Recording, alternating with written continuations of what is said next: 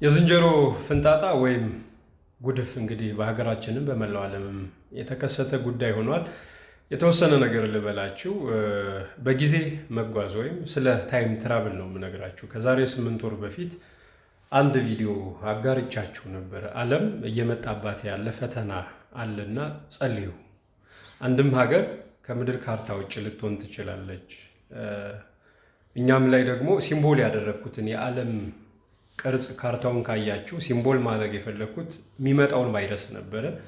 ሁለት ደግሞ ሀገራት የሚያደርጉትን የእርስ በርስ ግጭት ለሰው ልጅ ስጋት መሆናቸውን እናንተ ትረዱኝ አትረዱኝ እርግጠኛ ባልሆንም ይሄ በጊዜ መጓዝ ማለት አንድ ሰው የሚሆኑትን ነገሮች በራሱ ሕሊና ፈቃድ አውቆ ሳይሆን ኃይል ሁሉም ቦታ ላይ አለ።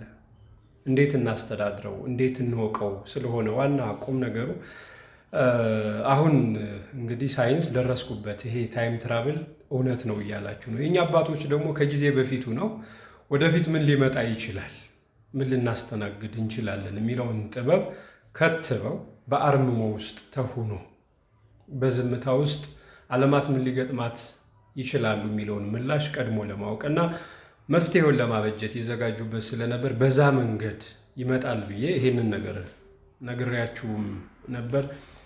ያው ትረዱኛላችሁ አትረዱኝም። አሁንም እኔ እርግጠኛ ሁኜ መናገር አልችልም። የየሰው ምልከታ የተለያየ ስለሚሆን ምክንያቱም ለምሰራቸው ስራዎች እኔ ራሱ እንግዳ ነኝ። ሚኒስትሪ ሜዲሲኑ ላይ አይሆንም የተባሉ ነገሮች እያያችሁ ነው። ከማይግሬንም ጀምራችሁ ብትመለከቱት አይድንም ይባላል አይደል? ለዚህ እኛ ቦታ ላይ ሲመጣ ያው መፍትሄ አለው። ሳይንስ የምታዩት ነው።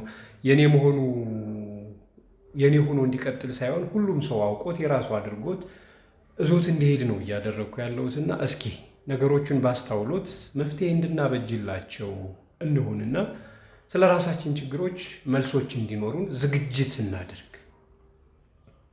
ያው እንደምታውቁኝ እኔ ዮሐንስ ሽፈራው የገበሬው ልጅ ነኝ። መፍትሄ ግን አይጠፋም፣ አትጨነቁ።